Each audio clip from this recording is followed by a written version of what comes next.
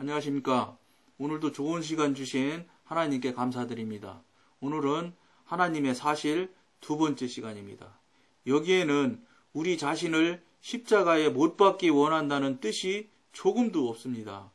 우리의 십자가 처형이 실천될 것을 기대한다는 암시 같은 것도 전혀 없습니다. 로마서 6장의 이 구절은 이미 이루어진 사실로서 우리가 그리스도와 함께 십자가에 못 박혔다고 선언할 때 조금도 의심의 여지를 남겨놓지 않고 있습니다. 이것이야말로 성경 말씀 가운데 가장 귀한 구절인 그리스도 안에라는 말의 의도입니다. 그리스도께서 십자가로 가셨을 때 우리도 그 안에서 함께 갔으며 그리스도께서 십자가에 못 박히셨을 때 우리도 역시 그 안에서 못 박혔다고 말할 수 있는 것은 우리가 주님 안에 있고 주와 연합되어 있기 때문입니다. 우리가 그리스도 안에 있다는 것이 얼마나 귀하고 놀라운 사실입니까? 그러나 단순히 이 진리를 지적으로 소화하는 것으로는 유혹을 이길 수 없습니다. 여기서는 하나님의 계시가 절대적으로 필요합니다. 하나님의 성령께서 우리가 어떻게 그리스도 안에 있으며 어떻게 그리스도와 하나로 연합되었는지를 계시해 주셔야 합니다. 성령께서는 또한 우리가 주님 안에 있다는 단순한 이유로 어떻게 우리의 옛사람이 그리스도와 함께 못 박혔는가를 명백히 보여주셔야 합니다. 지금 우리가 하나님의 사실 두 번째 시간을 지금 진행하고 있습니다. 그런데 전 시간에도 말씀드렸던 것처럼 지금 한국교회에서 구원을 너무 가장 커트라인을 너무 낮게 잡았다고 말씀하시는 목사님이 계셨다고 여러분들한테 말씀드렸습니다. 그것과 똑같이 그런 부분과 똑같이 우리들이 꼭 그렇게 말씀하시고 그렇게 강단에 서서 설교하시는 목사님들 입장을 한번 제가 생각나는 대로 한번 나눠보고 싶습니다. 지금 제가 어디서 이것도 똑같이 책에서 읽은 일인데 이 부분은 그 불교하고 우리 지금 개신교하고가 거의 두 종교가 똑같이 지금 고민을 하는 게 있답니다. 뭐가 있느냐? 먼저 불교부터 말씀을 드리면 불교에서 그 대단한 스님이신 그 성철 스님 같은 분이 돌아가시면 하는 소리가 그분이 1987년인가 어디 KBS에서 동영상이 나와서 한번 제가 본 적이 있는데 그때가 1990년인지 어쨌든 몇 년도인지 그분이 얘기를 하는 걸 직접 들었습니다. 그분이 뭐라 하시냐? 불경에서 극락이 있다고 말하는 X는 사기꾼이다. 이렇게 얘기하는 걸 직접 들었습니다. 즉 불교에서는 극락이 없다고 합니다. 근데 지금 모든 불교를 믿는 신도들은 전부 극락 가려고 지금 그 사람들은 그러고 있습니다.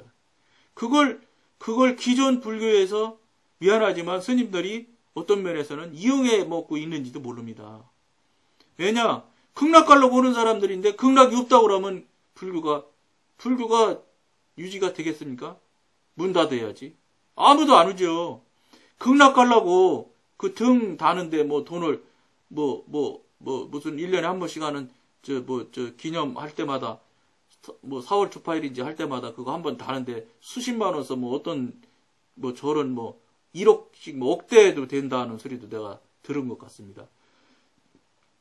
그런 거 봤을 때 그분들이 아무것도 없거든요. 딱 하나예요. 거기다 달고 그만큼 돈을 시주를 하면 내가 극락을 갈 것이다. 이거거든요. 물론 개 중에는 진짜로 불교에서 추구하는 철학적으로 깊은 철학을 생각해서 가려고 하는 분도 있겠지요. 그러나 대다수가 극락 가려고 한다고 봐도 과언이 아닐 겁니다. 그것과 비슷하게 그러기 때문에 스님들이 극락이 없다 소리를 못하는 것과 비슷하게 우리 개신교 측에서도 목사님들이 가장 밑에 커트라인으로 그 구원을 받는다고 자꾸 교인들한테 말을 해줘야지 교인들이 교회를 나오지, 예를 들어서 두 번째, 세 번째 단계까지 있는 것을 해야 된다고, 그렇게 커트라인이 높다고 얘기를 하면, 우리 한국 사람들이, 성도님들이, 신도님들이 교회 안 나오지요. 이러나 저러나 나는 그 정도까지 못 올라갈 테니까 교회 다니나 마나 나는 천국 가긴 다 들렸으니까 그럼 교회 다니지 말아야지. 이렇게 할 사람이 모르겠어요. 제가 볼 때도 굉장히 많은 숫자라고 봅니다. 저는. 왜냐? 어떤 목사님이 뭐 갤럽에서 조사했던 거 그때가 뭐 70년대인지 80년대인지 조사한 거라는데, 기존 그 개신교 교인들한테 물어보니까 당신 구원받았다고 천국 갈 수 있다고 생각합니까? 그렇게 해서 그럴 수 있다 이렇게 대답한 사람이 5%. 그리고 그럴 것이다. 천국 갈 것이다. 이렇게 말하는 사람이 10%. 나머지는 천국 못 간다고 생각하는데. 그게 벌써 70년대, 80년대 얘기니까 지금 현대에서는 더 줄어들지 않았을런지 모르겠어요. 그러면 나머지는 나 천국 못 간다고 생각하는 사람들 아니겠습니까? 갈 것이다까지 합쳐도 15%밖에 안 되는데, 그러면 나머지 그렇게 커트라인이 높다고 그러면 대학교 가듯이 생각할 테니까요. 커트라인이라고 그러니까. 그럼 대학교 실력이 안 되면 못 가지요. 그러니까 대학교 못 가듯이 못 가니까 나는 그럼 천국 못 간다 싶어서 85%가 사실은 낙담하고 교회를 안 나온 사람도 있을 것이고, 그것을 계기로 해서 그걸 굉장히 책망으로 받아들여서 정신을 바짝 차려서 신앙생활을 더 열심히 잘할 사람도 있을 것이고, 이렇게 몇 가지 분류로, 두세 가지 분류로 쫙 나눠질 거라고 봅니다. 그러면 이걸 말씀하시는 목사님 입장에서 볼 때는 교인이 또 없어지기 시작하면 한국 교회는 지금 공통적으로 대기회일수록 은행 대출이 없는 교회가 없을 겁니다. 은행 대출이 뭐 몇 조라 소리 내가 어디서 들었습니다. 뭐 4조라든가 뭐 몇 조라고 얼마 전에 들은 것 같은데, 어디서. 그 많은 돈 대출 이자 어떻게 내겠습니까? 교인 없으면. 그러니까 스님들이 천국 극락 없다고 못하는 것과 경우는 다르려는지 모르지만 쓰는 목적은 그쪽이나 이쪽이나 뭐가 다르겠습니까? 제가 볼 때 죄송한데 이거에서 저는 동일하다고 생각합니다. 목적이. 그 다시 다른 관점에서 바라본다면 교인들을 잘못 이끄는 거 아닙니까? 오도하는 거 아니고 이렇게 끌고 가시면 안 되지 않습니까? 지금 그러다 보니까 지금 한국 교회에서 목사님들이 교인들 눈치를 슬슬 보는 설교를 하신다는 거예요. 하나님 눈치를 보는 설교를 해야 되는데 사람 눈치를 슬슬 보는 설교를 하신다.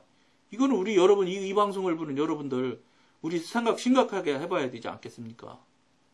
그리고 말이 났으니 한 말씀 더 드리면, 뭐하려고 그렇게 교회 크게 만들어서 빚까지 얻어가지고 어디 성경에서 빚 얻어서 뭐 하라고는 한 줄도 저는 못 본 것 같은데, 뭐 물론 뭐 뜻이 얼마나 좋겠어요. 근데 더 안타까운 것은 그 뜻이라는 게 뭐냐면 지금 우리가 배워가고 있고 지금 알아가고 있는 것입니다. 우리들 뜻입니다. 이게 사람의 뜻. 하나님이 빚 얻어서 예를 들어 기도했는데 하나님이 빚을 얻어서라도 그렇게 교회를 크게 재라 이렇게 했다면 그것도 얘기가 다르겠지요. 근데 저는 모르겠어요. 제가 알고 있는, 제가 경험한 우리 성령님은 빚 얻어서 절대로 교회 지라고 하실 분 아니에요. 왜냐? 제가 이거는 하나님한테, 성령님한테 직접 들은 건 아닙니다. 근데 논리로 한번 제가 말씀드려볼 테니까 들어보십시오. 빚을 얻게 되잖아요. 목사님 또는 교회 장로님들, 이끌어 가시는 장로님들, 당회원들. 빚을 얻게 되면 어떤 식이 되느냐. 지금 조금 전에 말씀드린 것처럼 커트라인을 낮출 수밖에 없어요. 구원에 대한 커트라인을. 왜냐? 교회 눈치를 봐야 돼요. 그러다 보면 어떻게 되냐? 책망하는 소리 못해요. 책망하는 소리 해서 들썩들썩 하면 헌금 예를 들어 한 달에 500만 원 내는 사람 나간다고 해봐요. 큰일 나지요. 교회 빚 못 갚는데. 무슨 소리냐? 그게 좋은 뜻에서 좋은 생각에서 빚 얻어서 교회를 키웠는지는 모르겠는데 그것이 나중에는 어떤 역할로 하게 되냐면 올무가 되어서 그것이 교회를 아주 올검에는 아주 대단히 풀기 어려운 올무가 된다는 걸 여러분들이 생각하셔야 됩니다. 이 올무 될 걸 뭐 하려고 생각을 하십니까? 무슨 뭐 교인 성도 수가 늘어나서 몇부 예배를 드리니까 할 수 있다. 그러면 나누세요. 비듣지 말고. 아니면 비죽더라도 다른 방법을 써서 비듣지 마시고. 왜냐? 비듣으시면 그 빚이 반드시 교회를 올검에는 대단히 풀지 못할 올무가 된다는 겁니다. 그러면 성경에도 비드더라고 안 돼 있고 그것이 그렇게 올무가 되는데 그러면 그 일을 하셔야 되겠습니까? 아닙니다. 이거는 속히 반성하고 돌이켜서 거기에서 벗어나야 된다고 생각합니다. 이런 일을 뭐하러 계속합니까? 아무런 유익도 없는 거. 그리고 대형화하는 것이 저는 하나님 뜻인지 과연 그 대형화 하시는 목사님들 기도하고 하셨는지 잘 모르겠어요. 내 생각과 내 계산이지 절대 성령님께서 뭐 천사를 보내서 무슨 목사야 대형화 시켜라 뭐 몇만 명 수천억 들여서 교회 져라. 저는 그렇게 생각하지 않습니다. 그런 분명한 무슨 여기 하나님으로부터의 말씀이 있었다고 하면 모르지만 그렇지 않을 것입니다. 우리 한국 교회가 자꾸 어렵게 되고 힘들어가는 것도 가는 것에 하나가 대형화되고 한 곳으로 자꾸 성도들 끌어 모아가는 그 관행 때문에 더 한국 교회가 어려워졌을지도 모릅니다. 한번 이 기회를 통해서 여러분들 또 저 자신도 한번 돌이켜보는 귀한 시간이 되었으면 좋겠습니다. 그러면서 이번 기회에 과연 성령님은 어떤 뜻이신지, 성령님은 어떤 계획을 가지고 계신지를 한번 심각하게 기도해서 여러분들도 목표 놓고 기도 한번 해보십시오. 그래서 성령님은 뭐라고 하시는지 한번 직접 들어서 우리가 성령님의 말씀에 맞게 삶을 살아드려야 되지 않을까 이런 생각을 해봅니다. 이 방송을 보시는 분은 갖가지 여러 가지 이유와 말씀을 하시는 분도 있을 텐데 이런 관점도 있다는 생각을 여러분들이 돌이켜 봐주시고 그 다음에 필요한 대로 성령님으로부터 기도해서 필요한 대로 잘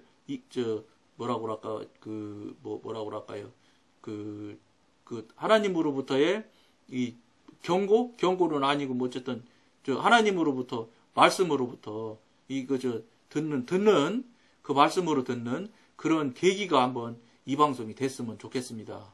오늘은 여기까지만 하겠습니다. 감사합니다.